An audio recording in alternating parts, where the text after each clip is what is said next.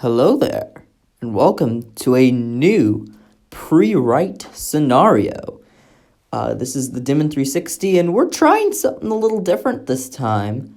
And I will be pre-writing Spider-Man 4, or specifically the Tom Holland Spider-Man 4, since we don't know the fate of the Tobey Maguire Spider-Man 4.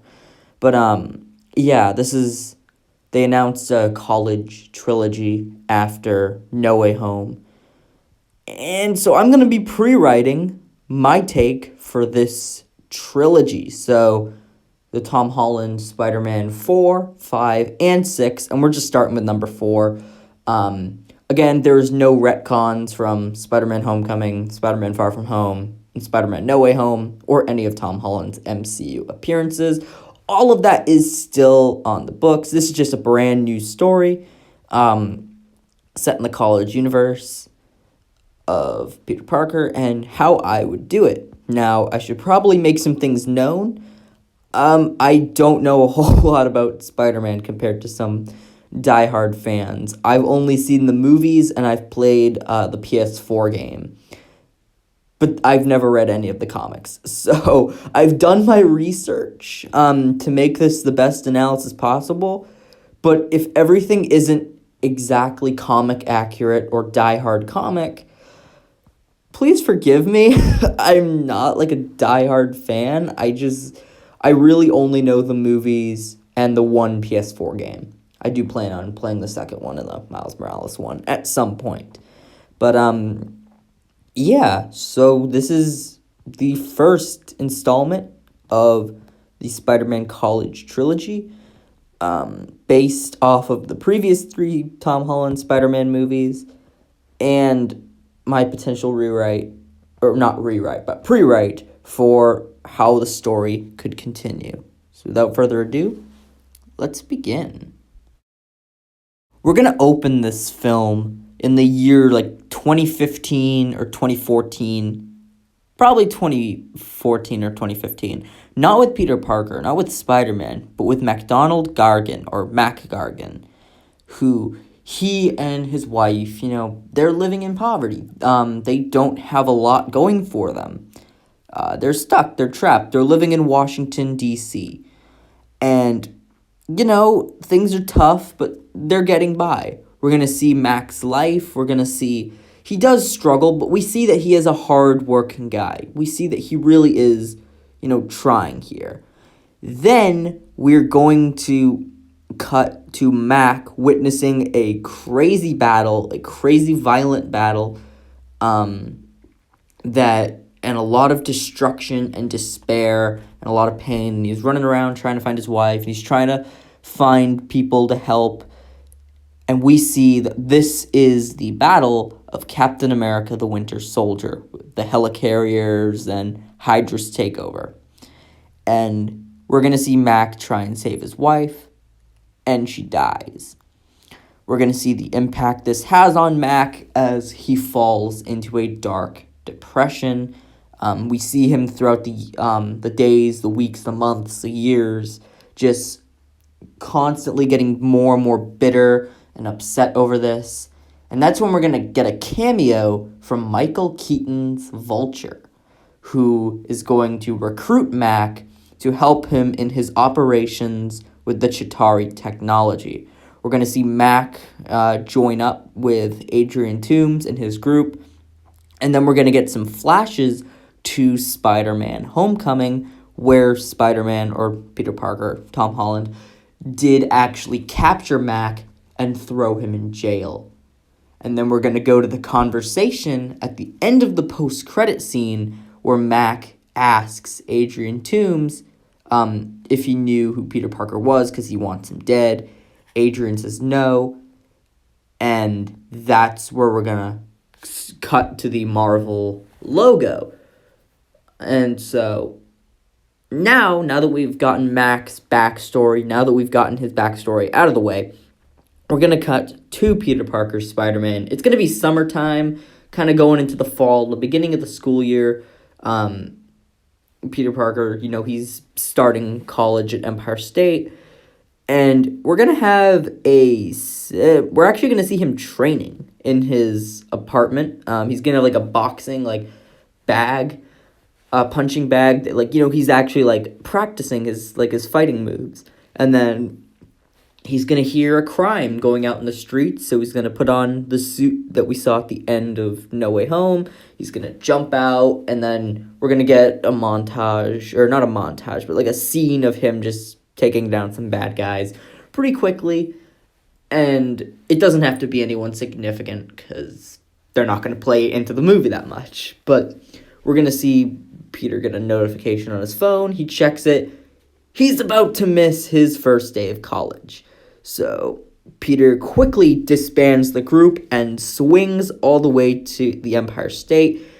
He packs a bag of just some random hand-me-down clothes. He just throws them over the suit, takes the mask off, goes to his class. And I don't know any of the names of his professors besides Dr. Connors.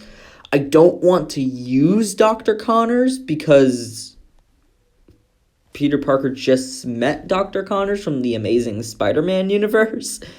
Like, I don't want to use characters like Norman Osborn or Dr. Connors or any of the characters that were in No Way Home, even if they were the Tom Holland versions, because Peter's already met them.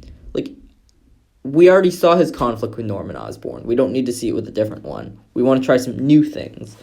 So, I don't know the name of his new professor. You can just come up with a new name for him. And so the professor tells him, "Oh, you're late again." And Peter's like, "I'm trying to do better, sir."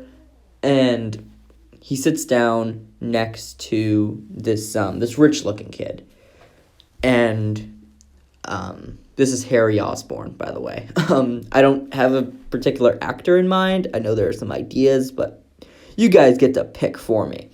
And so they actually like get talking. Like, Harry's like, "Hey, I think you're funny," and they introduce each other, and so the professor gets them to like pay attention, and then we cut to them at the end of class where Harry's like, "Hey, you should like hang out. Like, I'm gonna be like," he says, like, "I'm gonna be with my girlfriend for a couple hours, but we should hang out." And Peter, because he doesn't really have friends anymore, he's like, "Yeah, that'd be great." And he asks for his name, and Harry says, "My name's Harry Osborn." Now, Peter remembers Norman Osborn from No Way Home, and he's a little, like, startled by that. And, so Harry's like, "What's your name?" And Peter's like, "Peter Parker." And they're like, "Yeah, we'll catch up." So Peter's a little skeptical right now. He's a little skeptical, but he's just going to push through. Maybe this Harry Osborn will get a chance, because it's not Norman's son from the Norman he fought. Maybe this guy is different. And so he's walking through the halls. We get to explore this new college. We get to meet some of the people. We get to see what life is like. It's not as lively as the high school, but it's much more professional. And Peter's still kind of like the underdog. He's still kind of hiding. He's still not really showing himself. And he enters one of his next classes, and this is where he meets Gwen Stacy. Again, casting is all your choice. They, again, kind of meet, and so they actually get assigned as partners for the lab experiment. And then we see them kind of connecting, similar to how Peter and Harry were connecting in the last scene. We're setting up our new trio. Instead of Peter, MJ, and Ned, it's Peter, Harry, and Gwen. So we're setting up that new dynamic pretty early on. So we get that, and then we see Peter return home and to his dingy apartment, and he sees a bill on the door saying rent is due by tomorrow, or you're out. And so he's going through his wallet, he's checking for his money, and he's coming up short, which is just absolutely great and totally not relatable. So he's like, all right, I need to get a job. And Peter's obviously not going to steal. He's not going to steal. He's not use his powers for that, but he needs to get a job. So we see him kind of running around in the afternoon, kind of trying to apply for these jobs, and he's really running out. He's running out of steam, and that's when he sees the sign for the Daily Bugle saying, now hiring for pictures of Spider-Man. So Peter goes in. He actually sees Betty Brant from the Homecoming trilogy, and he remembers her. He remembers how she and Ned used to date, and that kind of affects him. Anyway, J. Jonah Jameson comes out, still played by J.K. Simmons, because you literally cannot replace J.K. Simmons for that role. I will fight you on that. So, Peter's like, yeah, I can get you a picture of Spider-Man by, like, tomorrow, like, in a few hours. Give me 24 hours, and I can get you a picture of Spider-Man, but I'm gonna need, I need money for it. And J. Jonah, he's like, he's trying to, bargain, like he does in the Raimi movies. He's like, I'll give you 5%. No, 1%. Get out of here. He bargains, but they come up with a bargain. And so, the next thing J. Jonah Jameson says is, it's going to take quite a bit to get a picture of Spider-Man with my top photographer, Eddie Brock. And so we're going to meet Eddie Brock.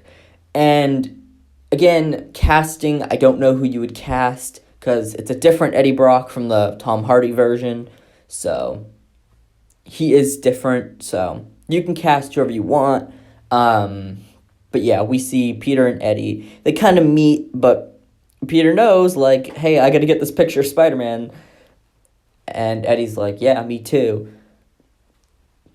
and so, basically, we then cut from Peter's life. We cut to Mac from the beginning of the movie. And he's being released from prison. And he's trying to find his way in the world. We see him. Everything is so different now for him. Because you see billboards for Rogers the Musical. And Spider-Man Saves the City. And Explore the Mysteries of Doctor Strange's Magic. And the Legacy of Iron Man. Etc., etc. Remember, this does take place in the MCU. Even though it is a Spider-Man movie. So Mac is like, everybody's superheroes now. There's no chance. There's no Chitauri technology. There's none of this. And so Mac, he returns. He learns that Adrian Toomes, his whole organization is done. So Mac's like, well, it looks like I'm going to have to go try and make some alliances with, some past allies. I got to go back to the past, and I got to go find who used to help me out. And he goes into, this underworld part of New York, and he kind of, this gang, and this gang is like, nope, the boss is done with you. You left him to go sell Chitauri tech and make a fortune without him, and he's done. And Mac's like, no, I can prove myself useful. I don't have anything anymore. I lost everything, and then there's a phone call, and the guy who's fighting with Mac, he takes the call, and then it's brought down, and he says, actually, the boss would like to have a word with you. And so Mac nods, and the gang leads him to this building, which is actually Stark Tower, but again, Tony sold it, and we don't know who's actually in ownership of the tower. But you'll see soon enough. Alright, so we cut to Peter Parker. He is dressed as Spider-Man, and he's fighting crime, but we see he has cameras set up on all of the buildings that are taking pictures of Spider-Man as he's fighting some more criminals. We see him hand them to J. Jonah Jameson. He gets his money, and then he pays off his rent just a few minutes before he's going to get evicted. But, anyway, he gets it, and he's like, yes! And then he looks in his refrigerator, and there's no food in there! And Peter just spent all of his money on rent. So, you can see we're really making Spider-Man's life miserable in this movie. But it's okay. But, anyway, so Peter gets a call from Harry Osborn, hey, do you want to hang out today? And Peter's like, yeah. And Harry's like, yeah, I know this really good restaurant. We can just hang out there. So we go to Peter Parker now. And Harry, they're talking, and Harry's like, it's okay, I can, like, pay for everything. Like, it's totally cool. And so Peter's like, yeah. And so Peter asks, like, so who's your dad? Because he's still a little suspicious about Norman. And Harry explains that both of his parents passed away a little time before, like, the blip or something. Maybe, like, they passed away in Sokovia, maybe the blip, maybe whatever event you want to have, or they just passed away. That's up to you. And Peter says, like, yeah, I lost my parents. I never knew them. I lived with my Aunt May and my Uncle Ben, and I lost them too. And, like, they kind of share, like, almost like a bond over that. And, we get to, like, see them get to know each other. Harry's like, so what do you like to do, Peter? And Peter's like, I don't really know anymore because I'm always so busy. And Harry says, like, I was, like, my father owned this place called Oscorp. But after the blip, we started losing so much money, we're hardly on the map anymore. Which is why Norman, in No Way Home, didn't see any Oscorp because they were so not popular. And Harry explains, like, yeah, I was the chairman for a while, and I kind of stepped down for college, but we made some good alliances with some strong people, and we're hoping, like, to, like, make it up again, or, like, we're build back up. And so we see, like, Harry, like, explain the business of Oscorp, like, and he's like, Peter, you're a scientist. Why don't you get I can, like, get you an internship at Oscorp. And Peter's like, yeah, that's great. I just got a job, and I want to, like, get that stable. That's, like, his explanation. So Harry's fine with it. And so we cut back to college.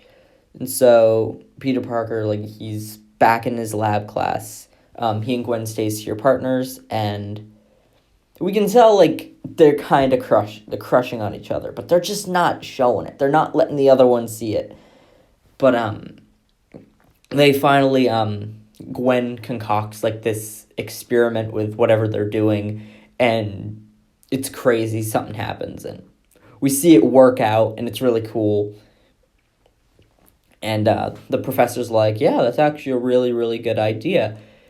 And we learned that, like, this experiment with this right concoction can actually heal the bloodstream, like, if used in, like, an injection, is what the professor explains. Keep that in your mind. So Peter and Gwen, like, they walk out of the class, like, after they finish, and then they're like, yeah, we should hang out. Like, that'd be really cool as friends. Because they're not going to, because we got to set up a trilogy love story. So they then go. We cut back to Mac, and Mac is going to this lab where the gang is like, the boss would like a word with you. And so we see, like, this messenger, like, who says, like, the boss sends his words. He was going to come and see you, but he is preoccupied. But he wanted a chance to compete with this person. And we learn that the criminals that Spider-Man has been fighting throughout this movie are all part of this man's gang, but Peter Parker doesn't know that. But Spider-Man has been causing all of these problems for this guy, and he needs somebody to just put an end to this. And Mac, who this man knows is a really good fighter and knows his way around powerful weapons, and someone who's desperate enough, would make a really good choice to this is your chance to kind of make it back in the world that you never got to live. And then we see the Scorpion suit, because we're doing the Scorpion, baby. So Mac is like, all right. And we see him put on the Scorpion suit. I'm thinking it's a little more similar to the one in the Spider-Man PS4 game, being more mechanical, like an iron suit. And it has claws. It gives Mac, or now the Scorpion, enhanced strength, speed, durability, and then his tail has like a poison injector and blade, so he can actually poison his enemies. And so we see the Mac like training with the suit. We see him get better, and he like learns to become the Scorpion. And then the messenger's like, "Your mission to kill Spider-Man starts like right now." And so, anyway, we cut to somewhere in New York. I don't know where, and Peter Parker and like a bunch of like classmates, they're going out to like explore some part of the college area. Like they're just checking it out for like a class thing, and like Gwen and Harry are both there, and Peter's kind of introducing them to each other. Harry mentions his girlfriend again, and are exploring, and then we hear like Gwen or Harry say something about like Tony Stark or Doctor Strange, and Peter's like, "Oh," and then he remembers like, they don't remember me, do they? And that kind of hurts him. He's like, "Oh, they were my friends, but now they're not." And then he gets a strange sense, and we start hearing some car alarms and some sirens, and we see some people running. And Peter's looking around, and everyone's looking around. And Peter just spots the Scorpion, who's just causing madness. He's, like, lifting cars, and he's throwing them around the block, and it's aggressive. So Peter takes off running because, people can't see him become Spider-Man. And so Harry and Gwen are like, "Where are you going?" And the Scorpion is just running around. He's trying to look for Spider-Man. He doesn't know where Spider-Man is. He's just trying to lure him out with some chaos. And so we get a scene of Tom Holland's Peter. He has like a sweatshirt on. And forgive me for being a Tobey Maguire stan, but he like runs out and he like pulls down the shirt and then pulls the shirt off, and then like the suit is underneath. Forgive me, I'm a Sam Raimi guy. But something similar to that Tobey Maguire scene. And then he puts the mask on. And he's in the suit and he knocks the Scorpion back. And the Scorpion's like, "Oh, I've been waiting to see you." And now we know, like, there is a personal stake in here because Spider-Man took everything Mac had left. So this man's just desperate to get back in the world. And that's kind of the personal stakes here, is that the Scorpion, at least for the Scorpion, Spider-Man took everything from him after everything that happened to his family. And so he's trying to make his way back in the world. And Spider-Man, not only does he want revenge on him, but is his way back in the world. And Peter Parker, he's trying to find his way back in the world after nobody remembers him. And the Scorpion is kind of taking that from him and is endangering that part of his life. So a fight breaks out between Peter Parker and the Scorpion. And we see that they're pretty equally matched. And then the Scorpion uses his tail, and he gets one hit on Spider-Man, and he starts poisoning him because the tip of the tail is has an poisonous injection. So Spider-Man is he's hit, and he's in bad condition. The Scorpion uses this chance, he's gonna try and kill him, or Spider-Man defeats him and he runs away. And so we see Spider-Man getting the side effects to the poison. He goes to a local doctor, it's Peter Parker, and he's and the doctor says, "Yeah, you got a bad poison injected in your stream. That was pretty nasty." And Peter's like, "Is there a cure?" And it's and so the doctor goes, "We can cure it for now, but if you get hit again, you'll probably get killed." And so he gets the injection that kind of helps him. And so Peter's I got to go after this guy. He's thinking to himself. We see there are a lot of pictures in the Daily Bugle when Peter goes back there again of him and the Scorpion fighting. And we learn they were taken by Eddie Brock. And so we see this rivalry and this tension heating up between Peter and Brock because they both want this staff job. They both want that promotion, because they're the only two that can take pictures of Spider-Man. And Peter needs it because he's running low on money. He's really on the edge of his seat the whole time. And we know Eddie really wants it because he's been there longer. He's proved himself to J. Jonah Jameson longer. So anyway, we see that rivalry begin to heat up. We get some more scenes of Peter and Gwen's relationship starting to spark up. Peter and Harry becoming more and more good friends. And then we get some more scenes of Mac or the Scorpion preparing I need a way to just defeat Spider-Man outright. And so he's like, all right, so the last time I saw Spider-Man was at that college. And he just kind of came out of nowhere. And so the Mac is like, all right, I need to find his weakness. I need to find Spider-Man's weakness. So he's like, all right, I'm gonna attack. He sees the pictures of Spider-Man from the Daily Bugle, and he's like, all right, I'm going to attack there. And so he sees the picture on one of the papers, and he sees photo taken by Peter Parker. So he's like, all right, I'm going to find Peter Parker. So Scorpion attacks the Daily Bugle in a very similar sense to how the Green Goblin did in the first Spider-Man movie. J. Jonah Jameson, just like in the Raimi movie, refuses to give up Peter Parker's identity. However, Eddie Brock does. Eddie Brock gives up his identity, gives him the location of his home, and Scorpion then attacks, or goes after the apartment. So we see Peter and Harry and Gwen, they're just hanging out after school, at Peter's apartment.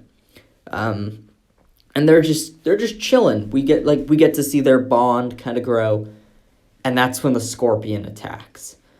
And Peter's shocked. He's like, how did this guy figure out who I am? And so Harry and Gwen get knocked out, and Peter decides he fakes getting knocked out, and he runs and he puts the suit on, but it's too late. The Scorpion's attacking him, so he has to just put on the web shooters. He can't put on the whole suit, and he starts fighting the Scorpion, and that's when the Scorpion realizes Peter Parker is Spider-Man. And so that he realizes, okay, you're one of those college students at Empire State. These friends, you're just a kid. And so Scorpion completely overpowers Peter in this fight, and his apartment is just wrecked. It is destroyed. And so the Scorpion, after really kicking the crap out of Peter, takes Gwen and Harry and is like, oh, I'm going to go to your college. I'm going to get everybody. I'm going to get, everybody. And, if you want them to live, you better, come and face me. And so Peter is left on the ground. He's battered and he's broken. And, he pulls himself up. He's like, I'm not letting them get taken. And so he kind of runs back, and he's he goes back to the high school, or not the high school, the college, and it's already been raided. The Scorpion, he's already attacked, and so many people have already been taken. We see the professor that Peter talked to at the beginning of the movie. He was able to hide. He was able to get away from the Scorpion, and Peter's like, are you okay? And the professor's like, they took Gwen, they took Harry, they took the whole class. Peter's like, crap. Okay, I gotta save them. And we see some security guards and some police officers who have been poisoned by the Scorpion. And the professor's like, you can't save him. He has this poison. It'll kill you. And Peter's like, maybe not. And we see that concoction that he and Gwen made at the beginning of the movie, that the professor said, if fixed correctly, could cure the blood system or remove any toxins. So Peter and this professor, they end up like, they finish it. They create a serum, or they create, like, this injection, so if Peter does get affected by the poison, he can cure it. And so Peter's like, all right, he has his suit in his bag. He puts it on, and he goes to, like, the top of this building where the Scorpion, he's waiting. And Spider-Man goes there with this new injection, and he's like, you're going to release them. And Mac kind of reveals, like, you took everything from me when you took down Adrian Toomes. I had nothing. I need to survive in this world. And Peter's like, I understand. You and me both are trying to find our way. But kidnapping an entire class of college students is not the way to do it. Mac, he doesn't want to listen, and Spider-Man and Scorpion, they have a third and final fight on the top of this building. Gwen wakes up from being unconscious, and she sees Spider-Man fighting the Scorpion. She's like, oh my goodness, I gotta help him. And so Spider-Man drops the antidote while fighting the Scorpion, and Gwen sees this, and she's trying to sneak over. And then,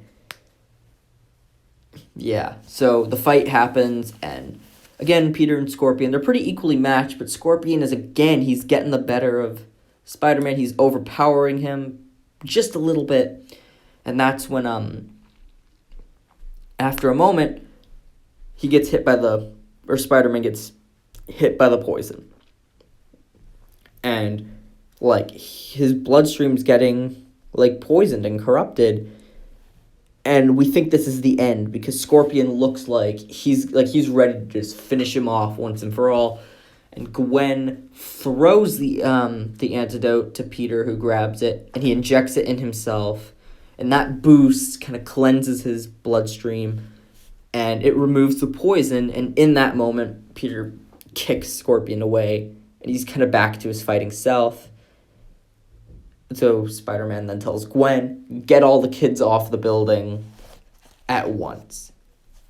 Like, get everybody out of here. Like, I will take this guy. And Gwen's like, are you sure? And Peter's like, do it. She doesn't know he's Peter, but you get the idea.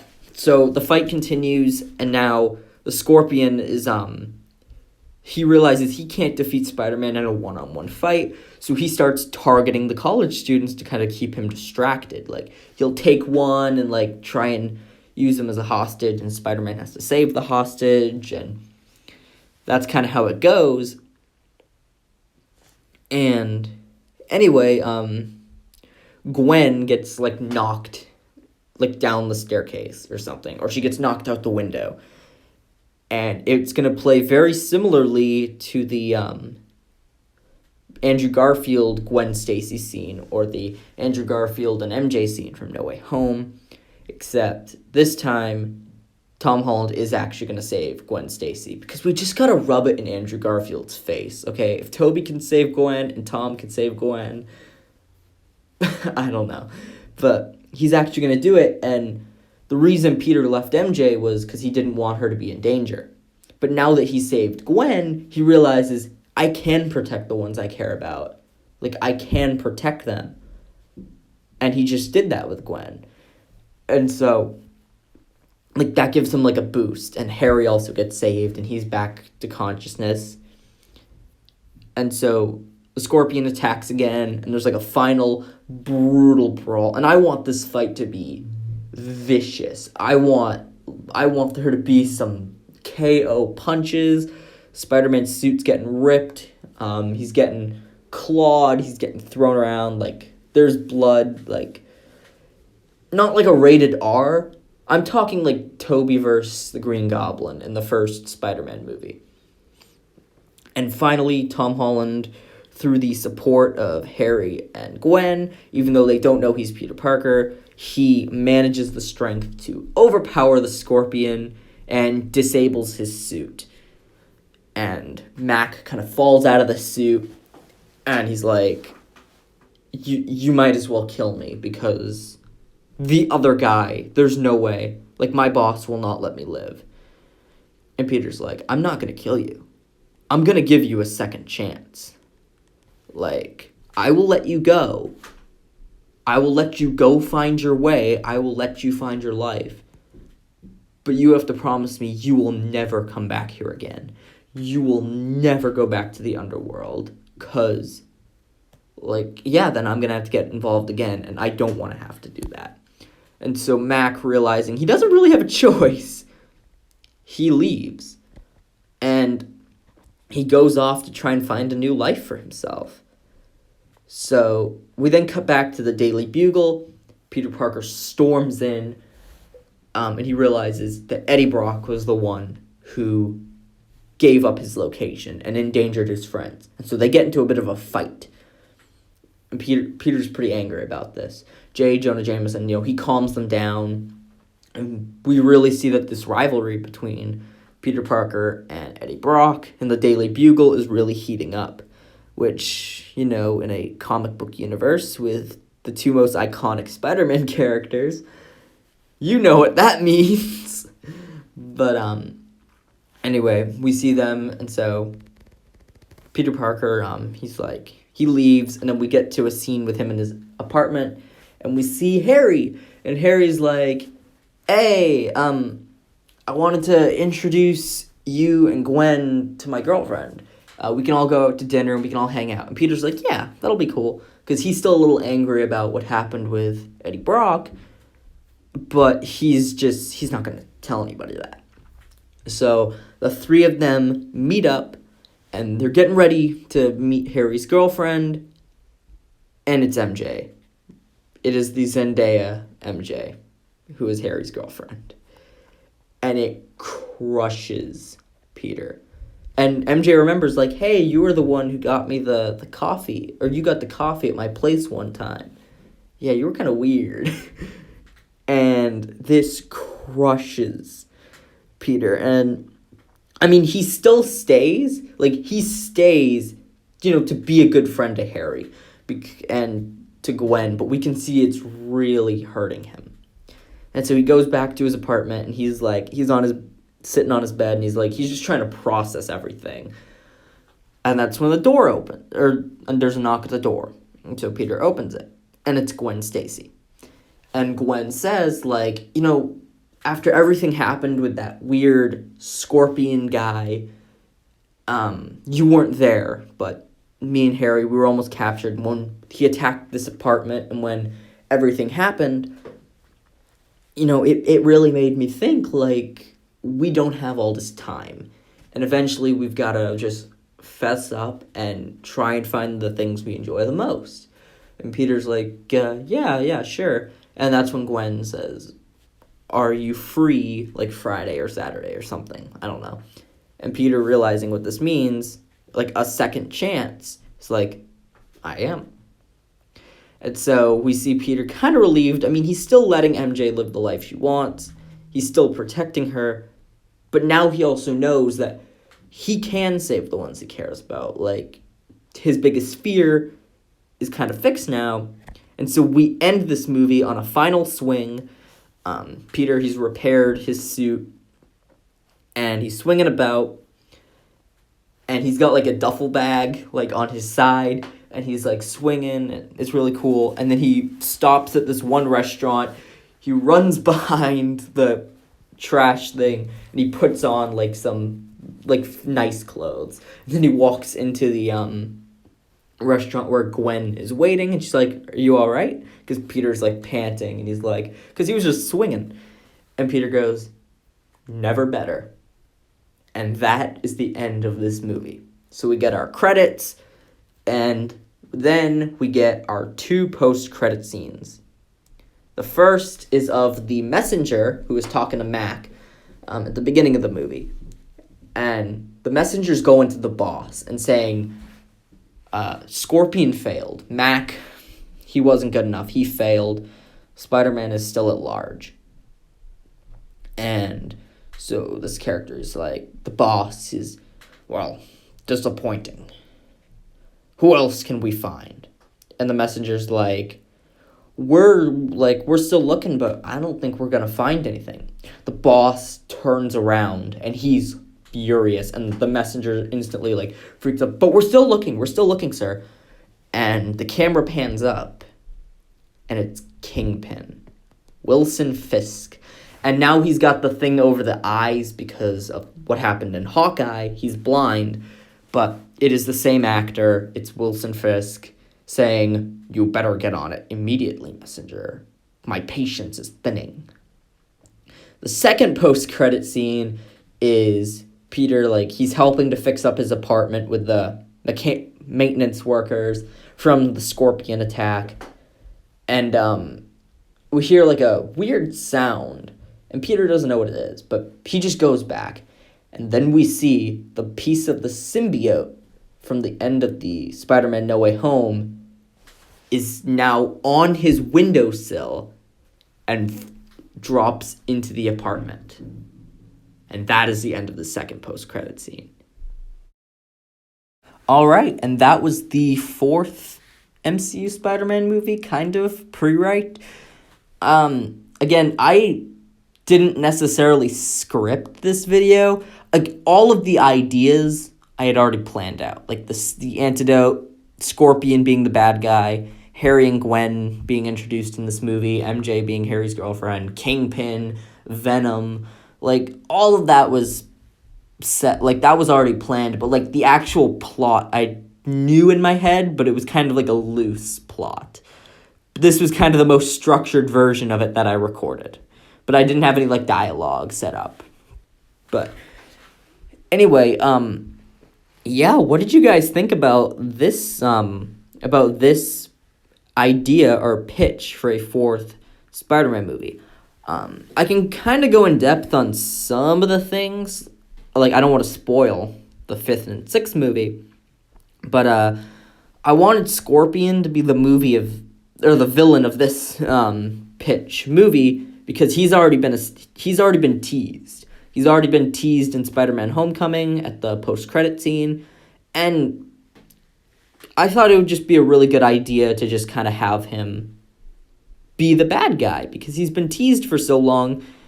And of course, there's also Kingpin, but we're going to get to Kingpin eventually.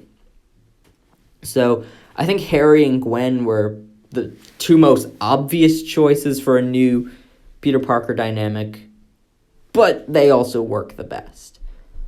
The thing I wanted to do with this trilogy is I wanted there to be an overarching villain of all three movies, because I do want there to be a different villain for 4, 5, and 6, but of course, the overarching bad person, the Kingpin.